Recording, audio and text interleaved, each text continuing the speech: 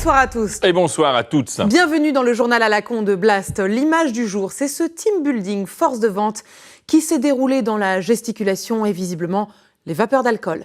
Macron, président des jeunes. Macron, président des jeunes. Est-ce qu'il y a des jeunes avec Macron ici? Quand le parc floral se met à chanter, allez l'île de debout. France qui va s'enflammer. On vous entend pas jusqu'à Gambetta. Et la surprise de juin, ce sera Laurent. Saint-Martin, Laurent, Saint-Martin, Laurent. Saint-Martin. L'ambiance de malade. Grosse team ambiance à Paris. Non, Patrick, non, franchement, c'est pas drôle, c'est pathétique. Ce sont ces gens-là qui nous gouvernent. Oui, mais c'est la team ambiance, c'est pas la team gouvernance. Oui, vous avez probablement raison. En même temps, il faut avouer que c'est brillant. Oui, c'est bruyant, mais est-ce qu'il y a des jeunes avec Macron? Non, ils sont tous à la banque alimentaire. Ouh, quand le parc floral se met à chanter. Oui, bon, allez, c'est bon. Ça chante mal, ça joue faux, ça met tout le monde mal à l'aise. Oui, mais... Mais on sait comment s'appelle le candidat. Laurent Saint-Martin. Vous le connaissiez avant? Qui? Laurent Saint-Martin. Jamais entendu parler. Eh ben voilà, c'est ce que je dis. C'est gagné, c'est brillant, voilà. Maintenant, tout le monde sait qui est. Laurent Saint-Martin. Fermez-la, Patrick. On vous entend jusqu'à Gambetta. Feuilletons toujours avec ce nouveau traitement contre le Covid testé par l'Institut Pasteur de Lille. Un traitement par suppositoire. Si l'épaule d'Olivier Véran se faisant vacciner a fait parler, hâte de le voir prendre ce nouveau traitement. Petit coquin. Rassemblement national toujours, le CSA met CNews en demeure pour non-respect du pluralisme politique. La chaîne du groupe Canal+ ferait la part trop belle à l'extrême droite. Oh mais on peut plus rien dire là, ça suffit les gauchistes, c'est notre tour maintenant d'occuper la France. Encore? Ah mais dehors les féministes, de islamo-gauchistes, véganes, véliplansistes. Allez, c'est bon, ça suffit maintenant, Patrick. Là. Pardon, ça colle aux dents ce truc. Oui, et puis ça sent aussi. Ouais. Ah oui? Oh là là. Oh la vache, je suis moi. Hygiène bucco-dentaire toujours, la France... Oh France! Ah non, on arrête maintenant. Pardon, je vais me laver la bouche au gel hydroalcoolique parce que là... Oui, et puis si vous avez de la javel, faites le cerveau par la même occasion. Ouais. Plus vite possible. J'ai des idées, j'ai envie d'écouter Sardou. Nucléaire maintenant, avec cet incident dans une centrale EPR en Chine, dans la région de Taishan. Pour éclaircir cette situation et rassurer tout le monde, demandons à Barbara Pompili, ou assimilée, spécialiste du nucléaire. On parle de fuite de gaz qui aurait contaminé le circuit de refroidissement. Vous confirmez qu'il y a un danger? Non, ça va. D'accord, mais vous pouvez développer un peu?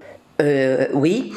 Alors, au stade où nous en sommes, et après consultation des autorités en charge des anicroches inhérentes à l'Organisation mondiale de l'énergie, il a été ou aurait été noté une évolution non positive d'un des paramètres de fonctionnement de certaines gaines qui pourraient laisser passer des gaz rares qui contamineraient des fluides primaires, mais dans des proportions qui, si nous ne les connaissons pas encore avec exactitude, seraient parfaitement contrôlées et maîtrisées par les autorités chinoises, parce que je vous le rappelle que ce sont les Chinois qui gèrent ça, dans le respect des limites fixées par les autorités idoines dans ce genre de cas. Parfaitement maîtrisé, je vous le rappelle.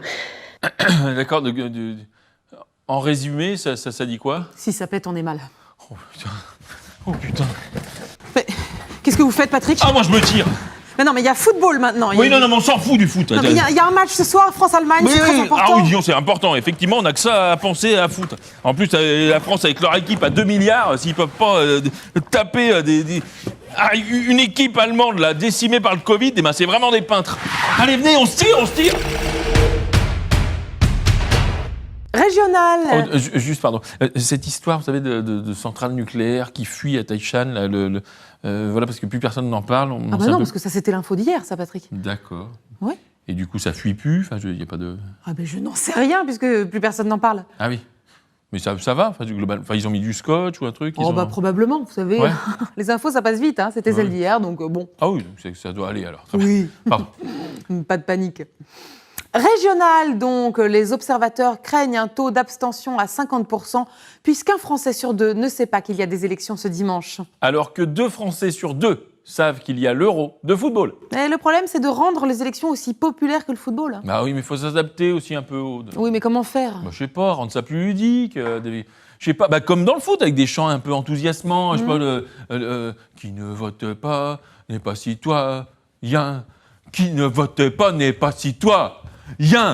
Qui ne vote... Pardon, Oui. enfin, je veux dire un truc... Non, mais vous avez raison. Non, mais il faudrait aussi commenter les élections comme on commente le foot. Ah oui, c'est vrai. Madame Martin entre dans le bureau de vote, elle prend 2 bulletins, elle entre dans l'isoloir, Aude, ça y Attention, est. elle est seule face à l'assesseur. Effectivement, elle est marge. C'est maintenant. C'est dans l'urne. C'est dans l'urne. Eh ben, on peut mourir après avoir vu ça. Putain, possible. Régional. Bah, voilà, bah, après ça, s'ils vont pas voter, franchement... Ah bah oui, là, franchement, après ça... Vous allez voter, vous, dimanche? Ah non, moi je peux pas, il y a foot. Ah bah oui.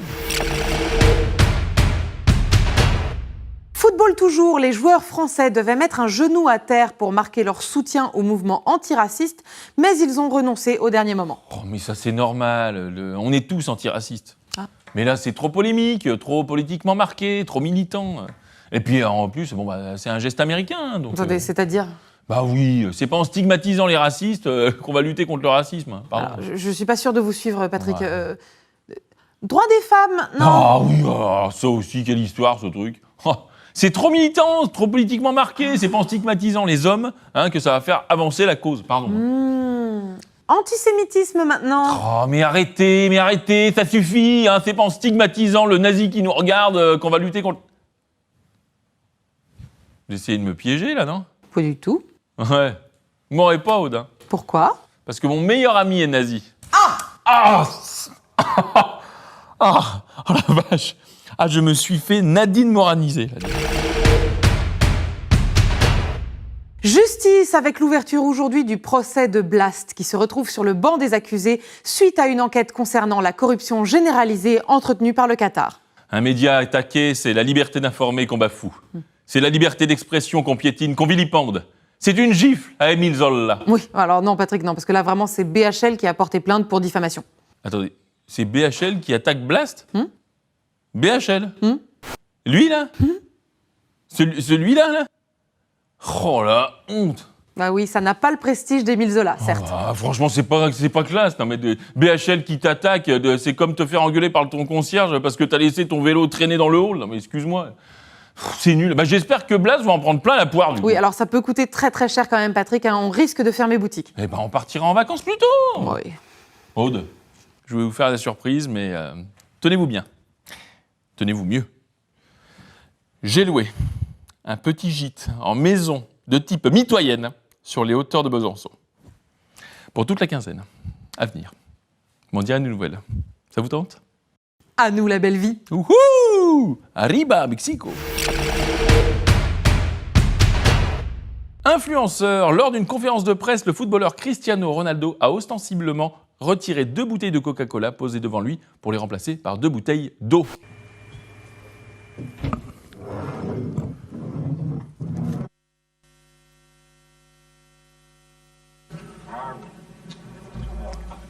Coca-Cola. Geste qui a fait perdre 4 milliards de valeur boursière à la marque.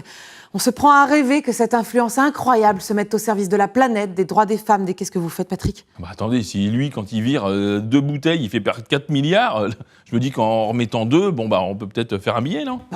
Et puis en plus, moi je les fais même pas à 4 milliards. Là, messieurs, dames, je vous fais 1 milliard les 2 bouteilles. Non, Allez. non, mais c'est honteux, Patrick. Non, c'est honteux. Ah non, c'est pour de l'argent.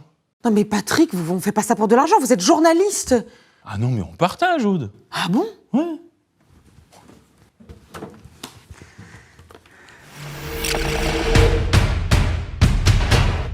Politique, J'ai quand maintenant. même un petit pincement au cœur, moi, avec toutes ces histoires de masques qu'on jette, là.